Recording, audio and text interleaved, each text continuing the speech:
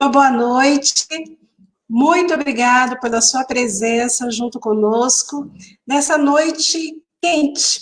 Quente porque vamos refletir um tema muito interessante. Eu sou a irmã Maria José Barbosa dos Santos, beneditina da Divina Providência. E acolho cada um de vocês que conosco querem fazer essa caminhada nessa noite, escutando, refletindo, partilhando um pouquinho sobre a palavra de Deus. A palavra de Deus é um grande dom, é um presente que nós temos nas mãos.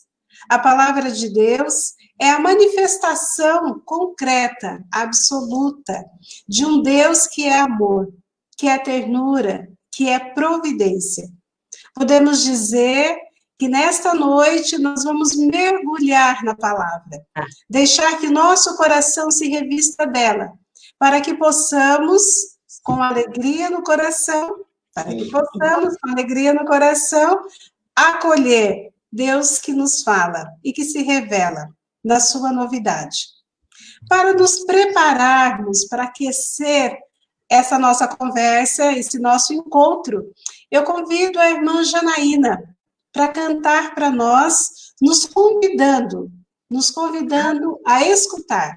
Como um grande dom, a escuta é um grande dom na acolhida da palavra. Irmã Janaína, canta para nós.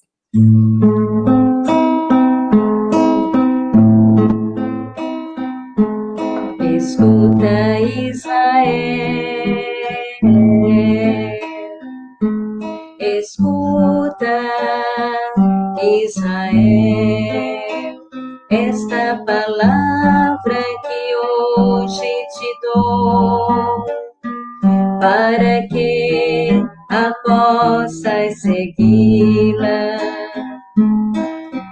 Esta palavra que hoje te dou não está tão acima de ti, nem tão distante de ti.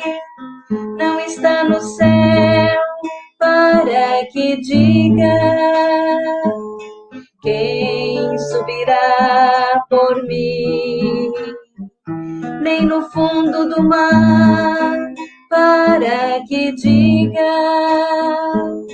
quem descerá por mim. Esta palavra está perto de ti, está em tua boca e em teu coração. Esta palavra está perto de ti, está em tua boca e em teu coração.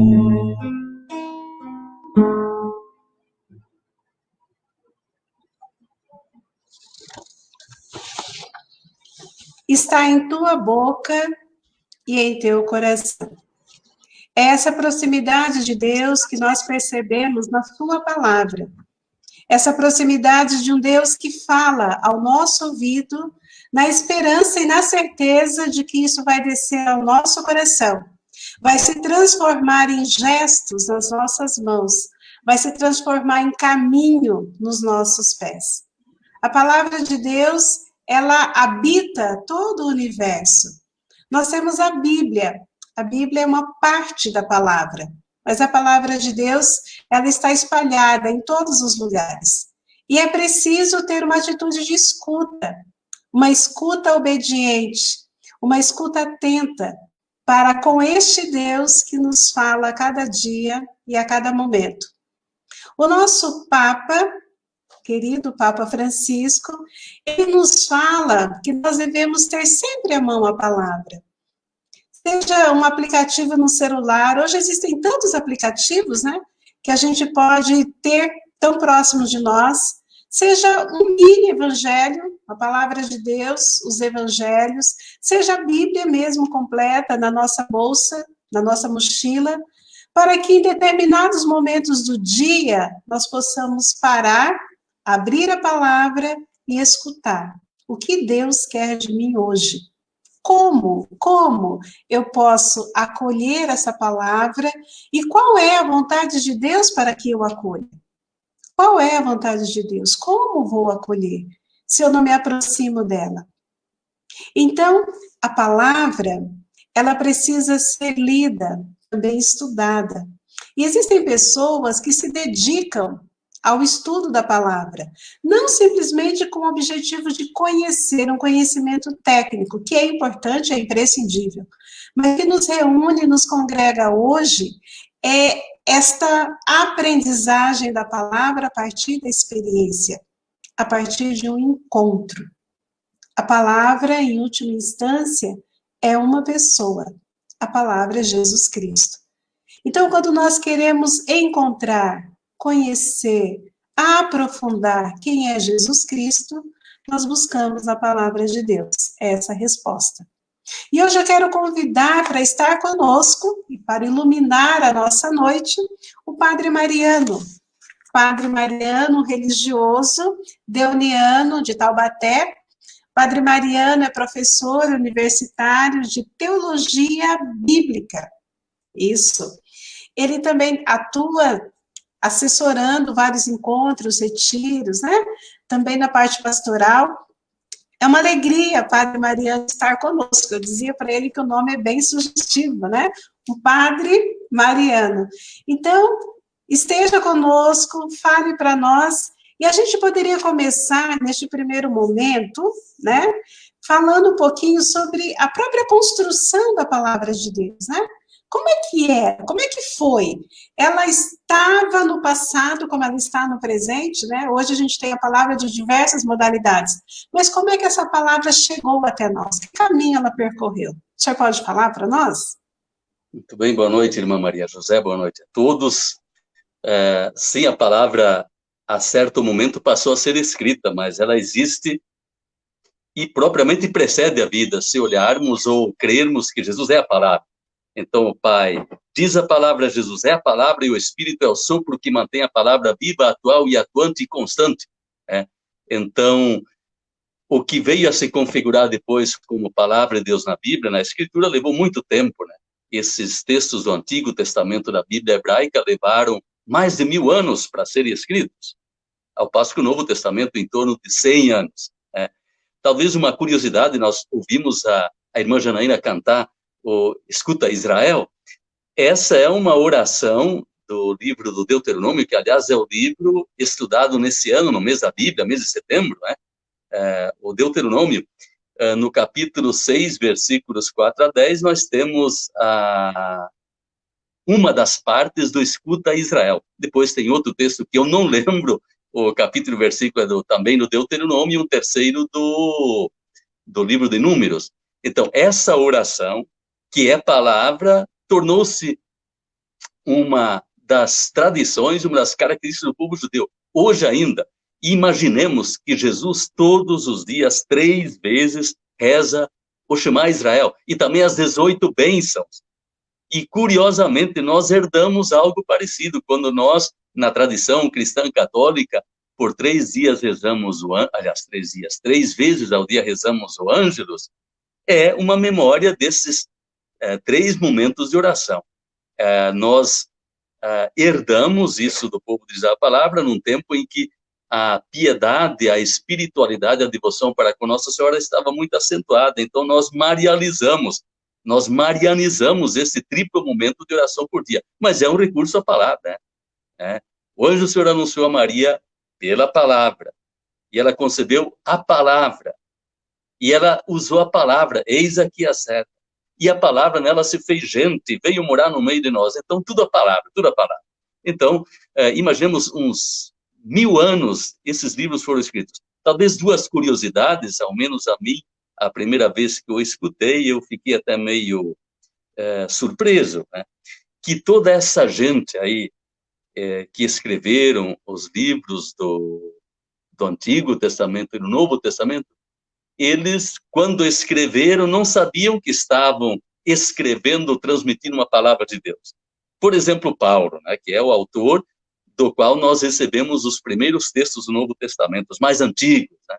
Paulo, enquanto escrevia as cartas, ele não sabia que isso viria a ser configurado, acolhido como sendo palavra de Deus. Então a gente pergunta, peraí, Padre Mariano, então Paulo não foi inspirado? Foi inspirado, o que é que moveu o Paulo a escrever? A vontade, o amor a Deus e amor às pessoas, e no intuito de fazê-las conhecer Jesus, crer nele e amá-lo. Então, essa é a inspiração. E essas palavras se tornaram tão vinculantes, tão expressivas, tão inspiradoras, que a comunidade disse, isso aqui é a palavra de Deus. E então essa é a primeira curiosidade. Os próprios autores não sabiam que estavam escrevendo a palavra de Deus. E uma outra curiosidade, e me vale também do texto do Deuteronômio, o cânon, a lista dos livros bíblicos, ele só foi fechado já uns 90 anos depois de Cristo, para o Antigo Testamento. As lideranças judaicas definiram o cânon na lista de livros inspirados no ano 90 depois de Cristo, já na época nossa, né, cristã.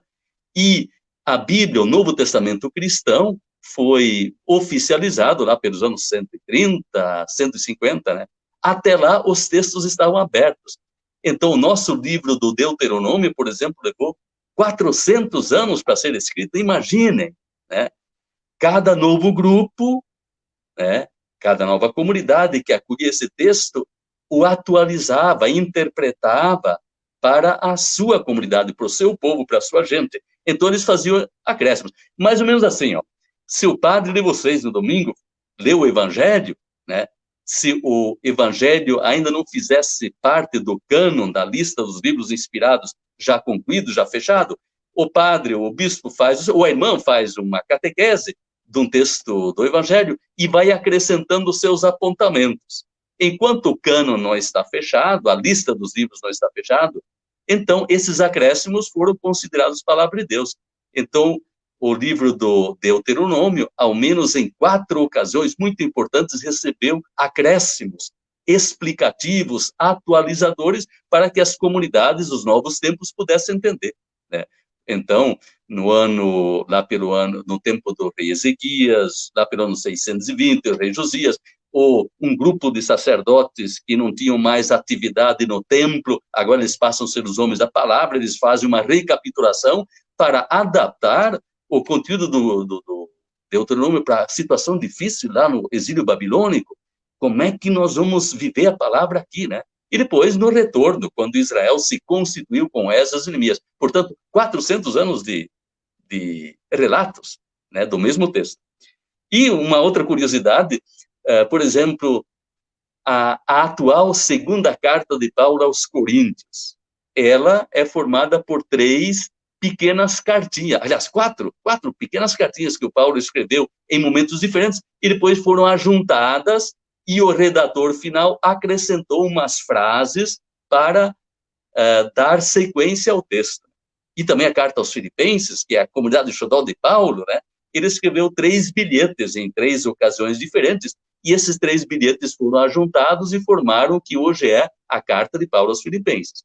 E quando o cânon foi fechado, lá pelo ano 130, aí disse, ó, agora parou, não tem mais acréscimo, tá bom assim já tá bom. Essa é a palavra de Deus, a palavra que Paulo, inspirado pelo amor, pelo Espírito, por amor da comunidade, por amor ao próprio Deus, nos legou. Então, essa é a palavra de Deus, né? Portanto, longo processo, né? Interessante, né? Eu estava aqui escutando e pensando. Então, assim, a palavra de Deus é uma palavra que a gente pode dizer que ela é bem dita, né? Uma palavra que, quando proclamada, produz vida.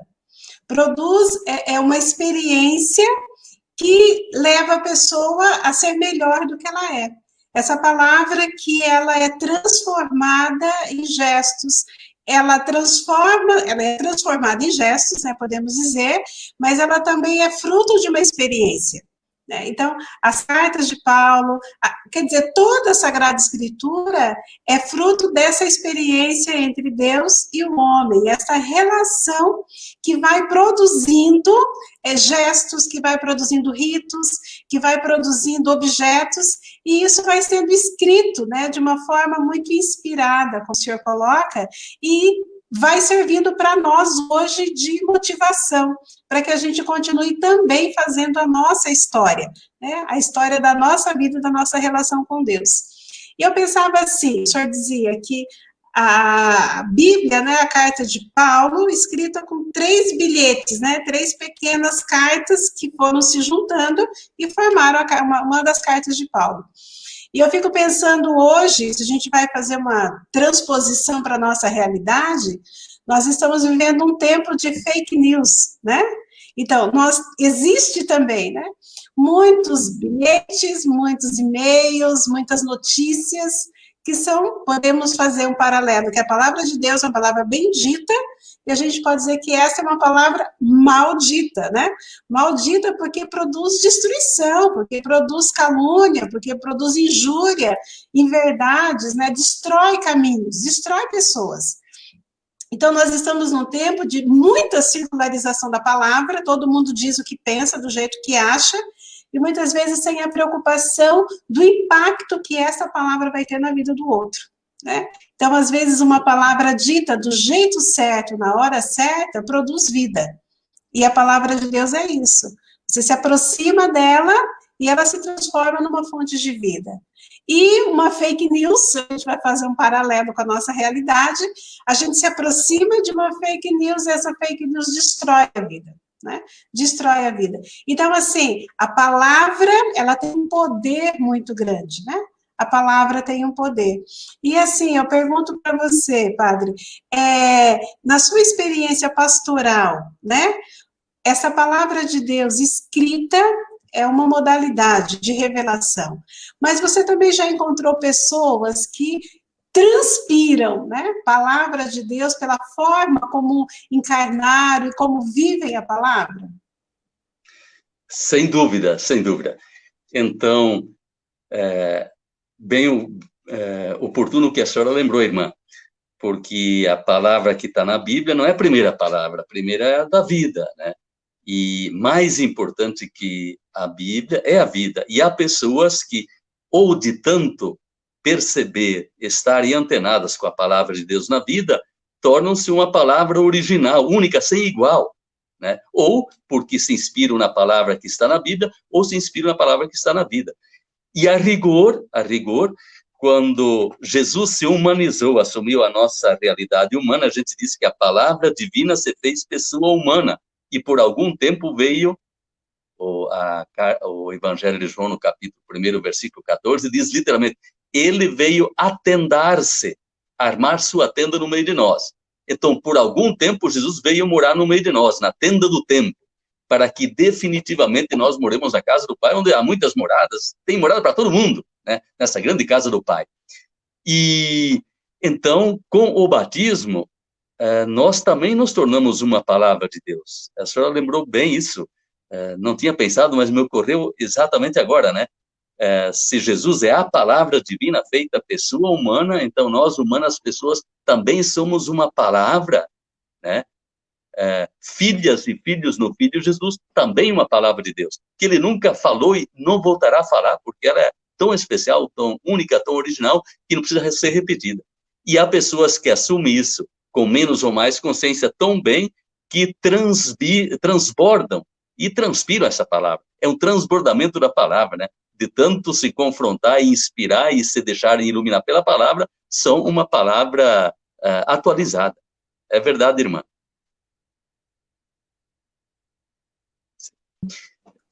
Talvez... Sim, diga. Sim. Talvez enquanto a senhora ia falando, eu também me lembrava das fake news.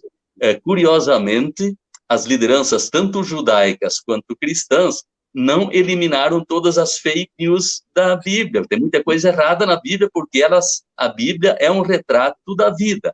Como na vida há muitos acertos, há também desacertos.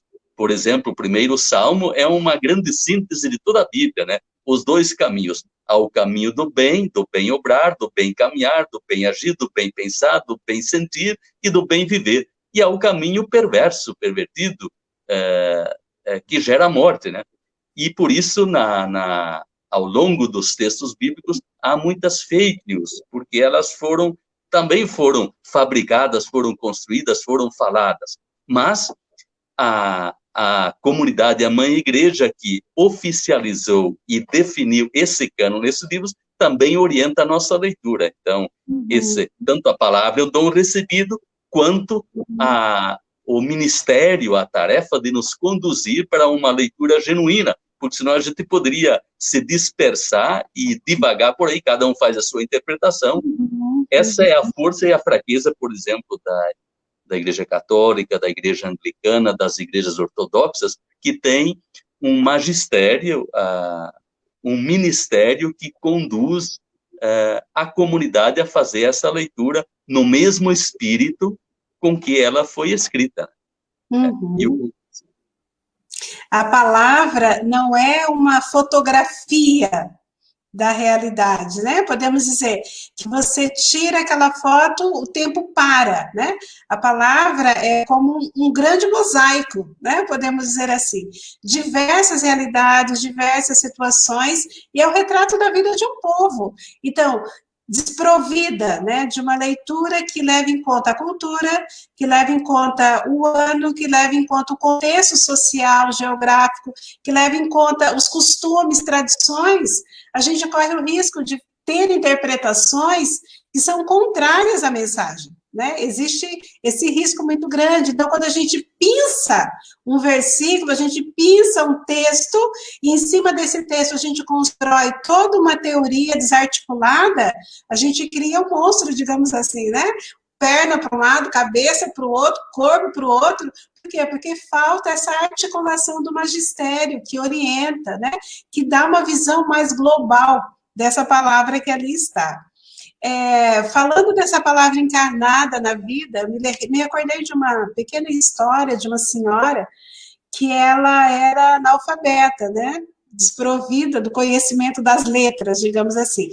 Mas ela tinha do lado da cama dela a palavra, sempre aberta.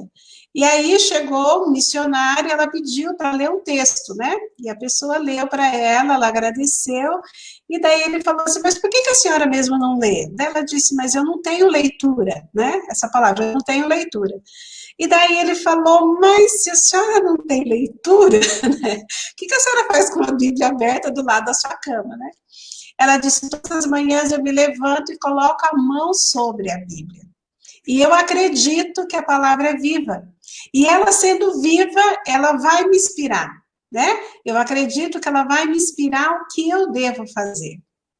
Então, assim, essa experiência traz para nós aquilo que é a essência da Sagrada Escritura.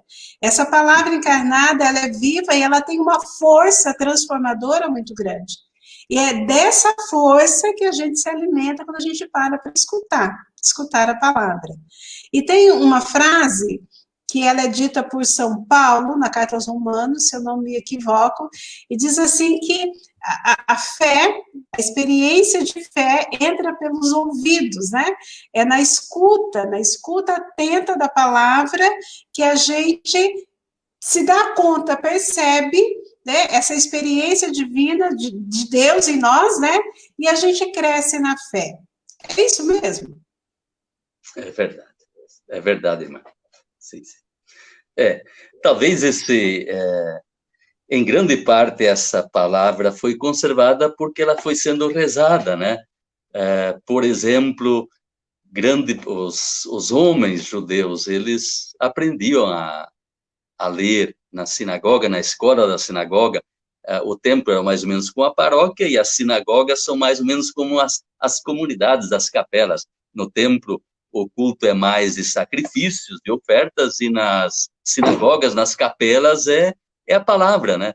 E aí eles também aprendiam a ler, mas as meninas não tinham essa oportunidade, então elas aprendiam de tanto ouvir e de repetir, né?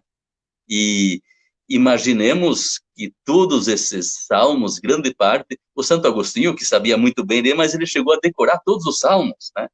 E muita gente que vivia naquela cultura antiga da oralidade, da palavra transmitida, eles foram decorando. E para as festas, os salmos vão sendo espalhados, distribuídos ao longo das festas. Então, as orações que hoje estão na Bíblia, os conselhos que estão na Bíblia, eles foram recolhidos, passados de geração em geração.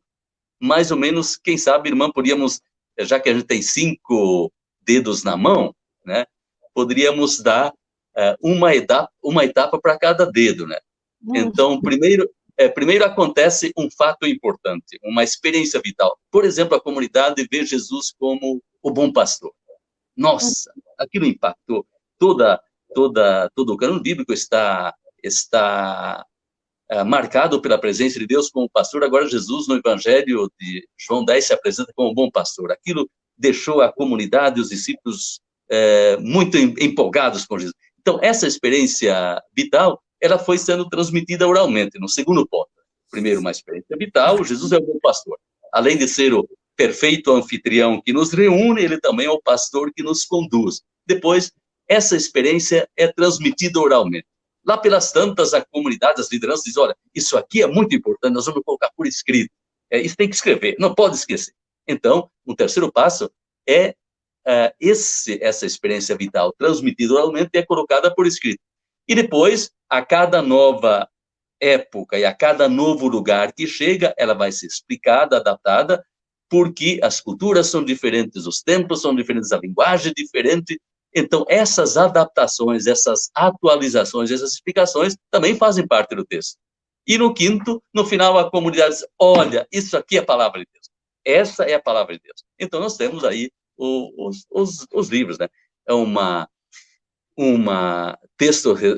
textos rezados que inspiram a vida e que se inspiram na vida e, a certa altura, são definidos como a palavra que nos inspira. Então, tudo que está na Bíblia passou pela vida, né? Passou pela vida. E é para voltar para a vida.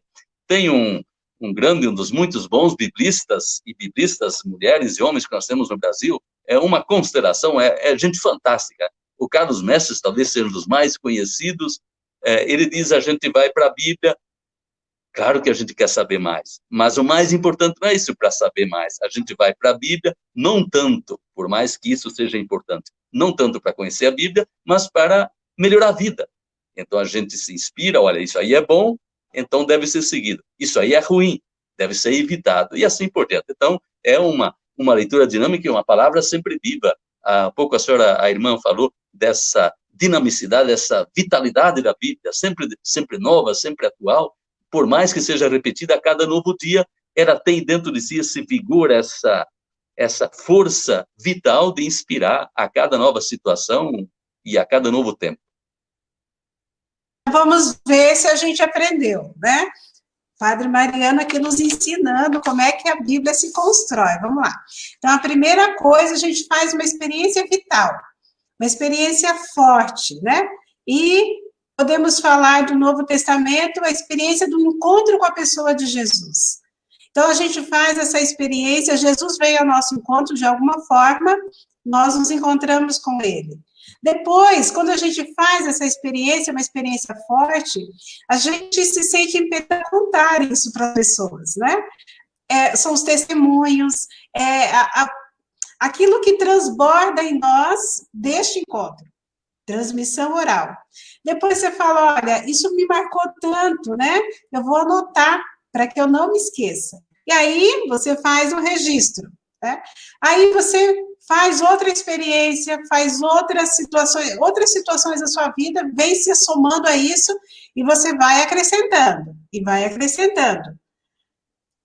Você tem a experiência, a transmissão, que você contou, depois essa palavra que foi escrita, depois ampliada por outras experiências, e aí você olha e fala, isso é Deus na minha vida.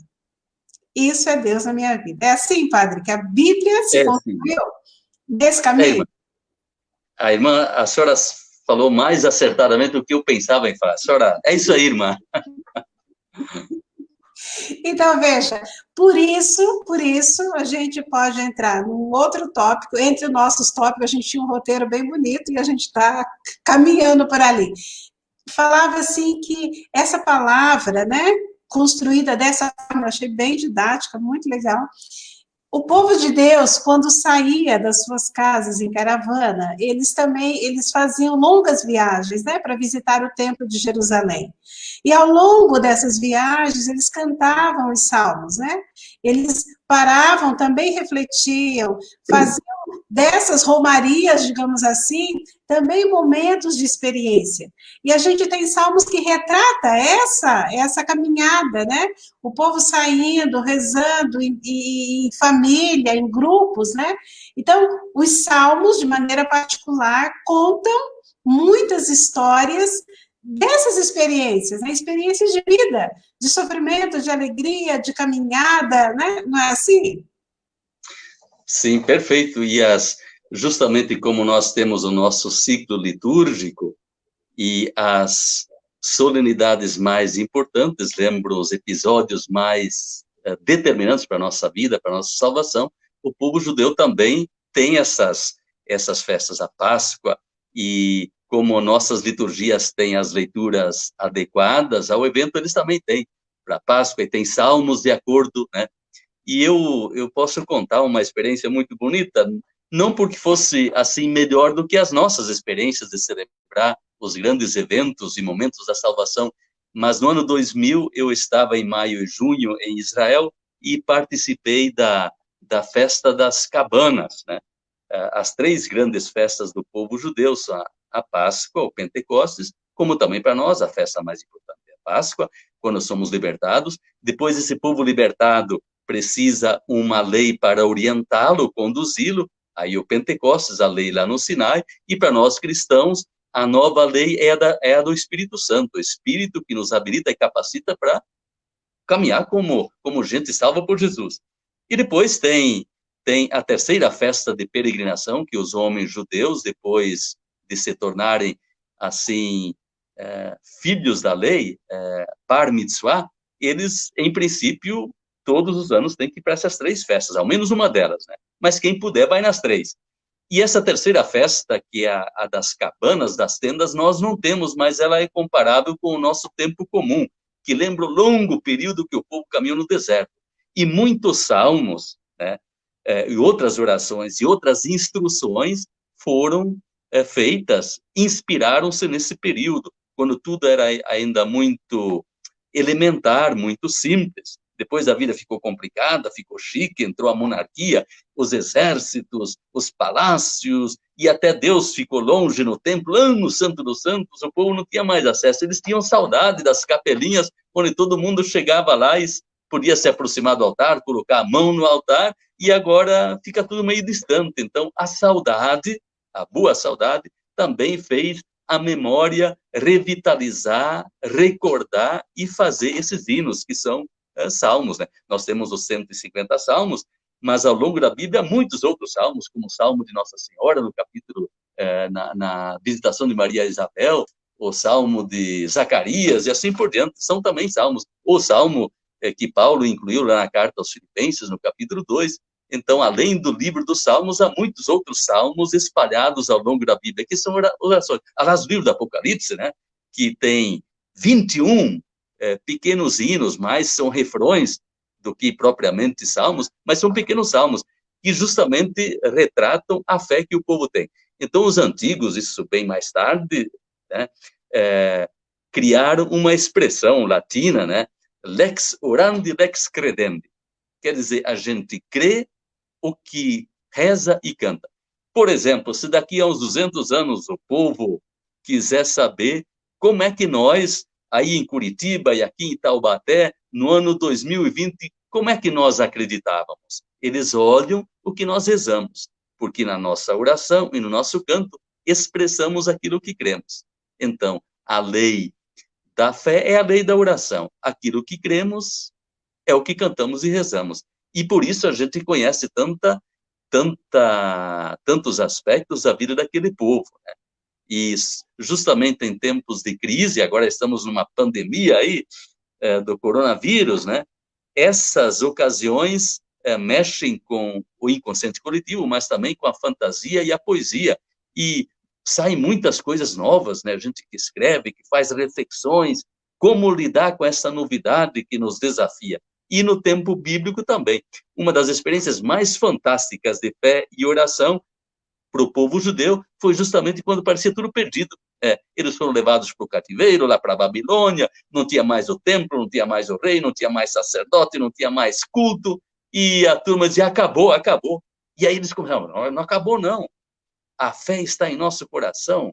E aí começaram a fazer memória, fazer as narrativas, recuperar as experiências, os causos, os contos, e quem conta um conto acrescenta um ponto para atualizar, para explicar, para se fazer entender. E assim nós temos E a inspiração passa por aí, né? A inspiração divina passa por essas realidades humanas. E é muito bonito isso tudo.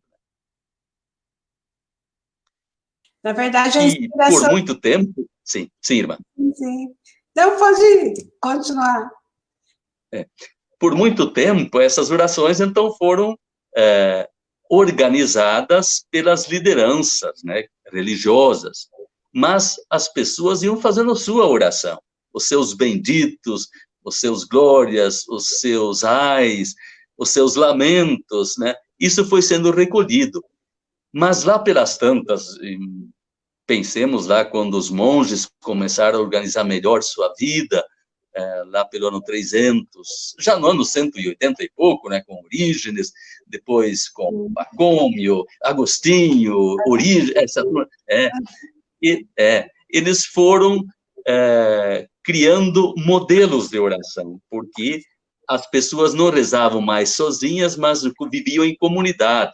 Então, se cada um fica falando o que vem na cabeça, isso vira uma bagunça. Então, eles ordenaram um pouco aquilo que nós depois passamos a chamar a leitura divina, a lectio divina da palavra de Deus, e foram organizando, né? Não sei se nós podíamos falar disso, isso vem mais adiante, irmã. Então, preparando esse assunto, né, que é uma forma de recolher e organizar e aprofundar a palavra de Deus, eu quero pedir para a irmã Janaína cantar para nós uma canção muito bonita, né, do Padre Zezinho, que é uma prece diante da palavra. E ele pede, dá-me a palavra certa, na hora certa, do jeito certo, com a pessoa certa. Então, assim, essa prece, ela só pode acontecer se a gente se coloca com uma atitude de discípulo diante da palavra. Então, irmã Janaína, canta para nós.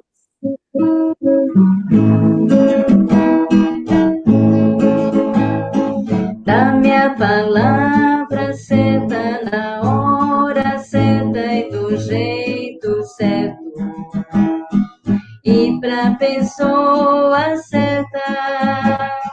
Dá-me a cantiga certa, na hora certa e do jeito certo, e pra pessoa certa. Palavra é como pedra, preciosa sim. Quem sabe o valor cuida bem do que diz. Palavra é como brasa, queima até o fim. Quem sabe o que diz há de ser mais feliz. Dá-me a palavra certa, na hora certa e do jeito certo, e pra pessoa certa. Dá-me a cantiga certa, na hora certa e do jeito certo, e pra pessoa certa. Palavra é como pedra, preciosa sim. Quem sabe o valor cuida bem do que diz. Palavra é como brasa, queima até o fim. Quem sabe o que diz vai levar a palavra.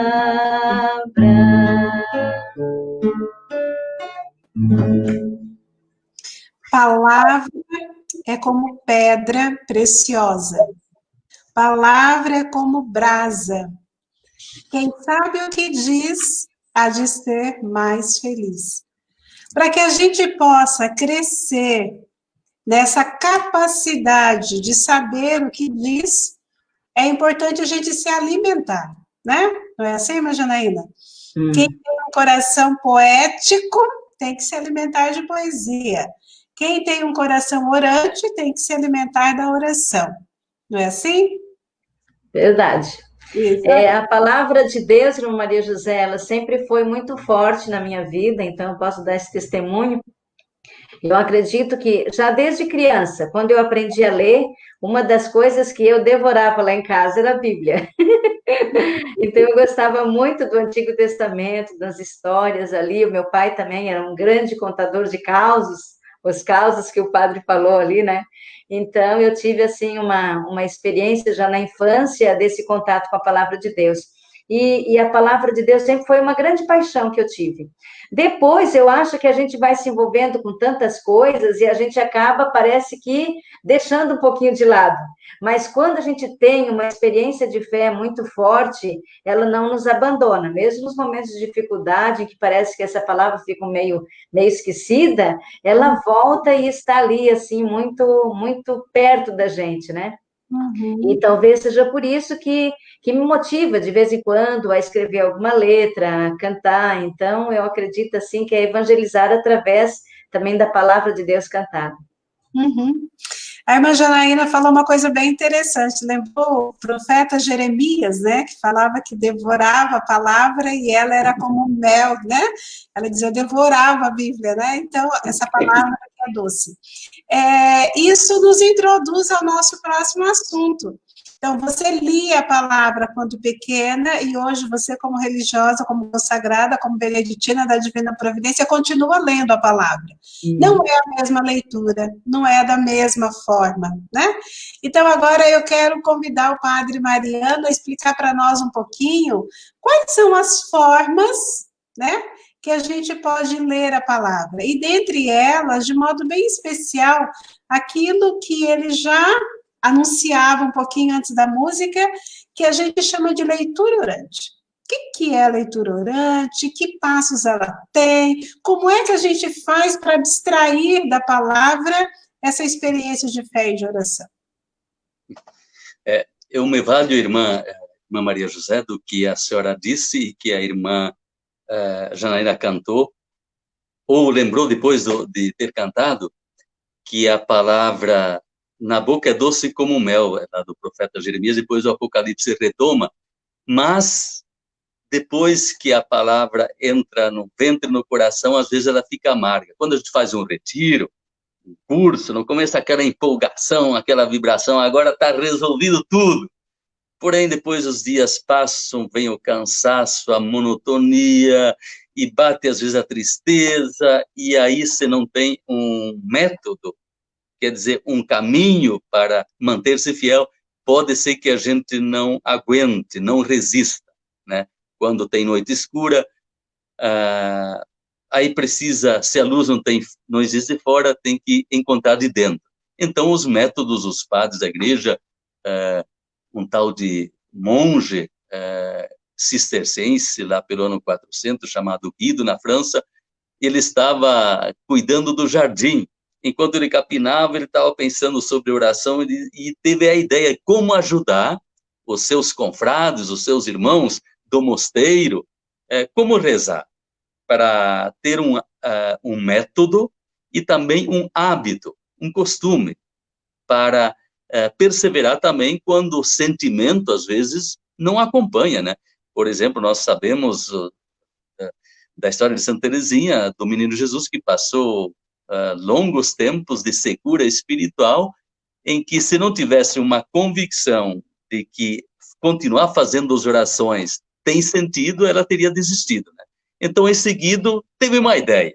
Então, ele orientou seus confrades, seus monges, para rezar. Primeiro, fazer a leitura do texto, né? O método, o jeito, o modo que foi reabilitado, sobretudo depois do Concílio Vaticano II, e recebeu muitas formas, né? Aí explodiu uma diversidade de modos e modalidade de fazer essa Lectio Divina, leitura da Palavra de Deus.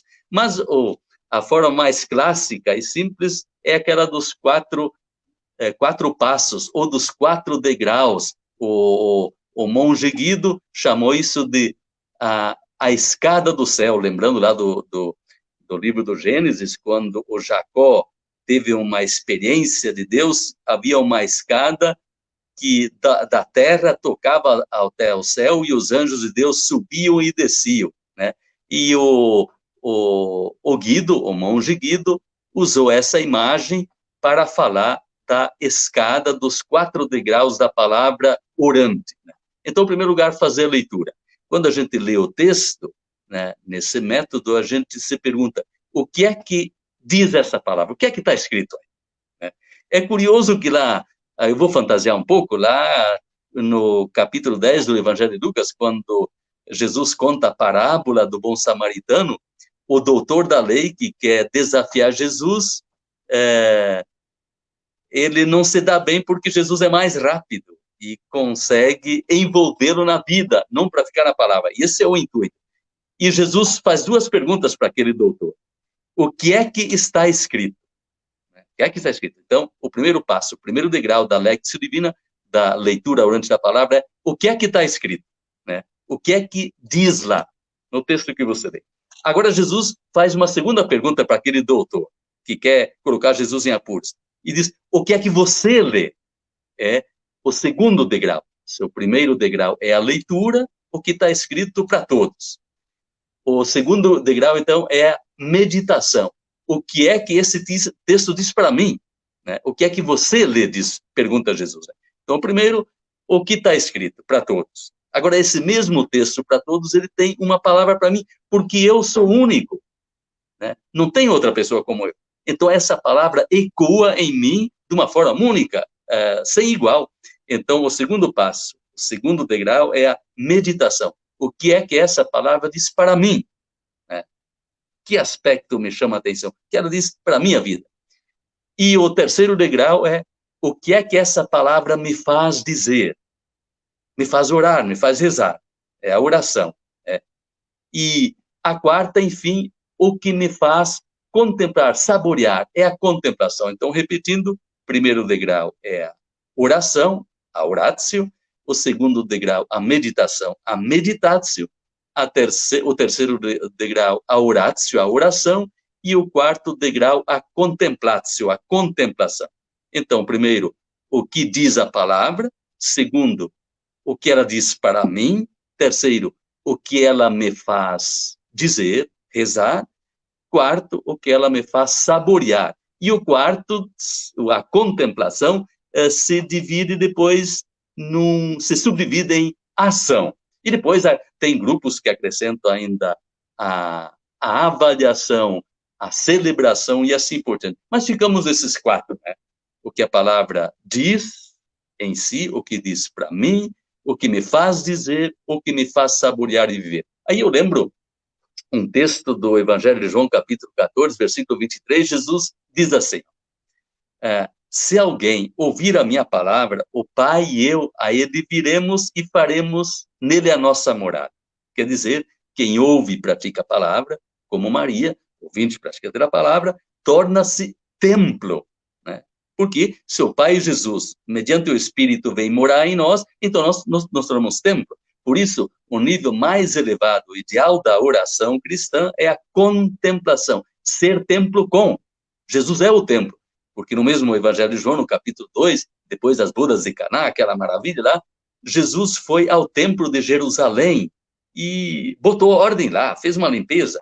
Mas o João dá a entender que Jesus não só purificou e limpou o templo, mas ele se substituiu ao templo. Ele é o novo templo.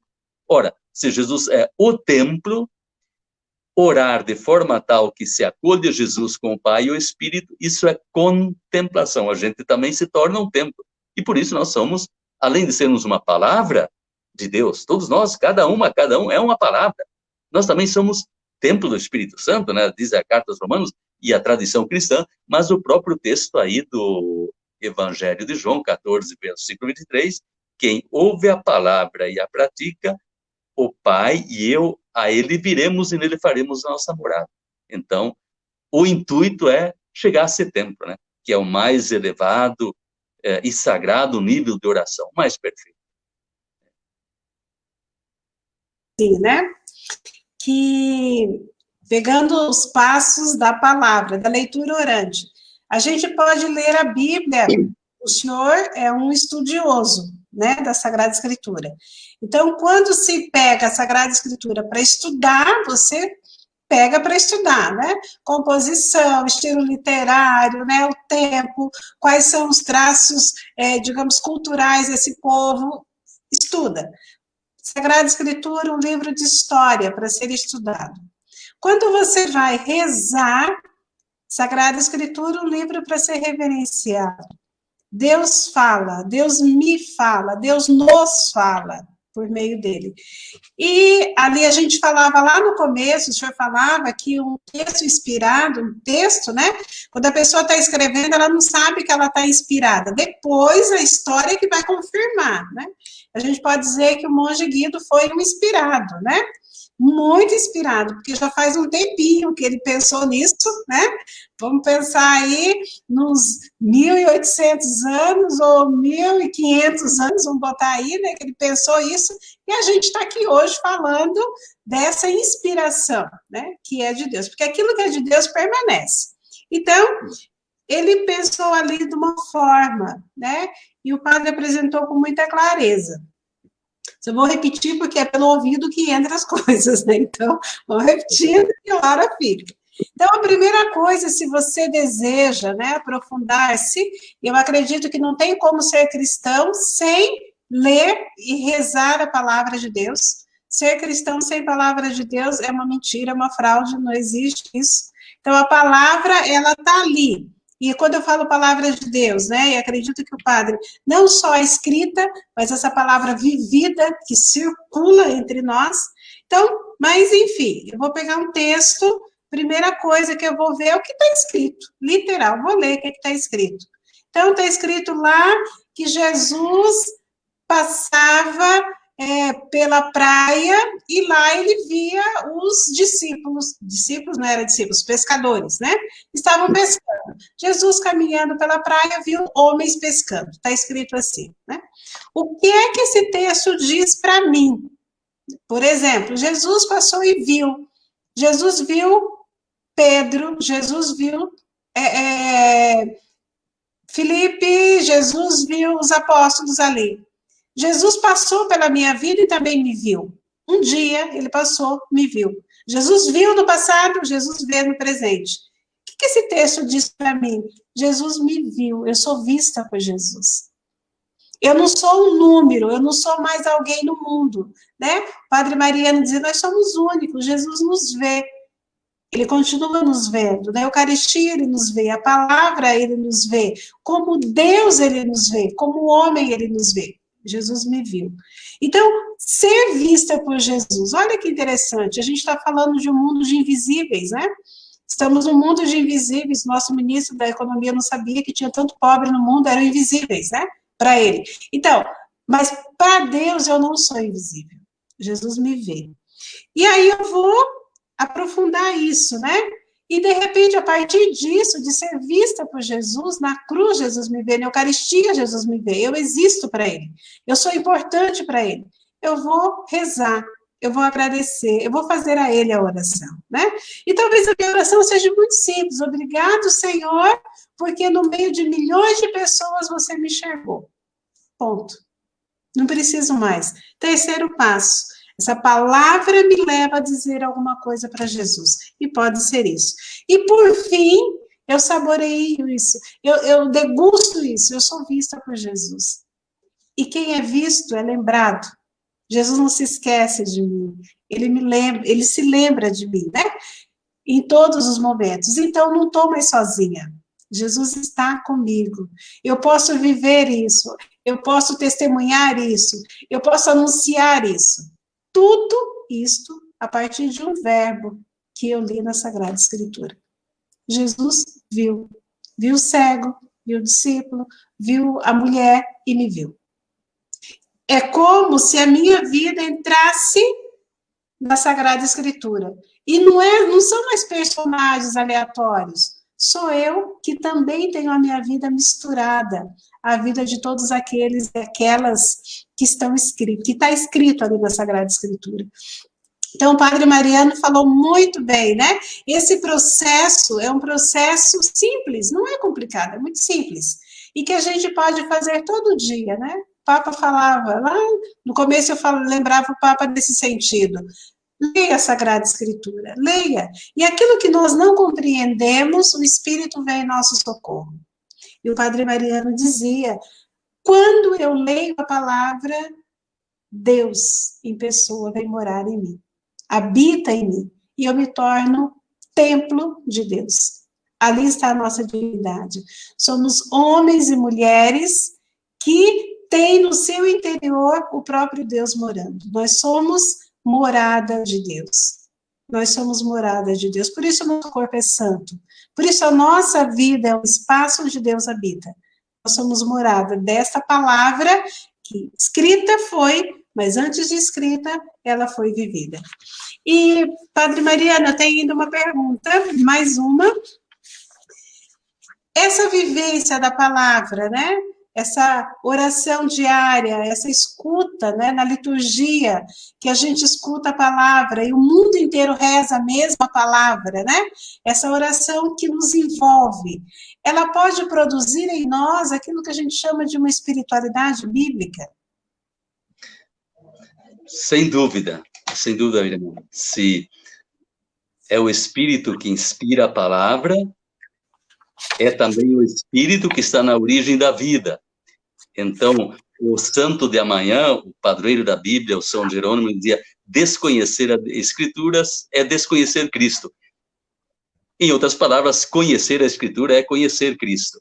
Então, essa forma habitual, esse jeito costumeiro de inspirar-se na palavra, cria um modo de viver, uma forma de se inspirar, e cria um jeito, um espírito, uma espiritualidade. A espiritualidade é mais ou menos como a roupa. Por exemplo, quando era bem menor e mais magro ainda do que eu sou hoje, a minha roupa era menor. Então, a roupa que deve se adaptar à pessoa. Né? A roupa é importante, mas a pessoa mais importante. A espiritualidade deve estar de acordo, ajudar a vida. A vida é mais importante. Então, é muito importante que cada cristão, cada cristã, encontre aquele estilo, modo de viver segundo o Espírito, uma espiritualidade que lhe ajude a viver. Por isso a gente fala das muitas espiritualidades, a espiritualidade matrimonial para os casais, a espiritualidade religiosa para nós consagradas e consagrados, a espiritualidade sacerdotal, porque esses modos de viver, essas vocações, elas têm estilo de vida diferente, e a espiritualidade deve ajudar a viver. Então, a palavra nos ajuda nisso, a adequar essa espiritualidade à vida, que nos ajude a viver. Então, a Bíblia é uma inspiração para todos, para todas as vocações, e para todos os momentos. Ok, nós estamos indo para o né, da nossa live, do nosso encontro, e a palavra de Deus, ela faz um caminho dentro de nós, né?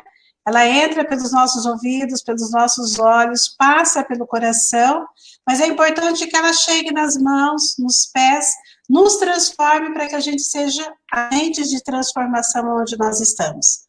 Sejamos homens e mulheres portadoras da palavra. Que essa palavra lida possa também se encarnar em nós, como Jesus é a palavra encarnada do Pai. Eu passo para o padre fazer suas considerações finais, para a gente chamar a irmã Janaína para fecharmos esse momento. Amém, irmã, muito obrigado. Então, nós poderíamos também nos alegrar, porque nós temos um mês da Bíblia, isso é coisa brasileira, é fruto da criatividade pastoral aqui do Brasil, lá pelos anos 70, né? Os outros países não têm isso, né? Depois, Paraguai, México, Colômbia, também passaram a ter o seu mês da Bíblia. Então, é um tempo mais intenso, como é o de mês de setembro. Mas eu concluo fazendo uma oração por intercessão de Nossa Senhora ouvinte e praticante da palavra, que a palavra ilumine os nossos pensamentos, que a palavra inspire nossos sentimentos e a palavra oriente e eduque nossos comportamentos. Se guardares a palavra, ela te guardará. Amém. Amém. Então, a palavra é uma semente jogada no chão do coração. Irmã Janaína, vamos encerrar este momento cantando essa beleza da palavra. Muito obrigada a quem nos acompanhou, Deus abençoe cada um. E não se esqueçam, todos os dias leiam a palavra. Irmã, cantemos. Toda palavra é uma semente jogada no chão do coração. Cabe ao cristão com muito amor cuidar desta planta que os frutos virão. Palavras que trazem mensagens de alguém que se deu por nós, que às vezes nos fazem tremer por não a querermos viver. Toda palavra é uma semente jogada no chão do coração. Cabe ao cristão com muito amor cuidar desta planta que os frutos virão. Palavras bem escolhidas e preparadas com amor, enfim nos falam da vida que é o próprio Senhor. Toda palavra é uma semente jogada no chão do coração. Cabe ao cristão com muito amor cuidar desta planta que os frutos virão.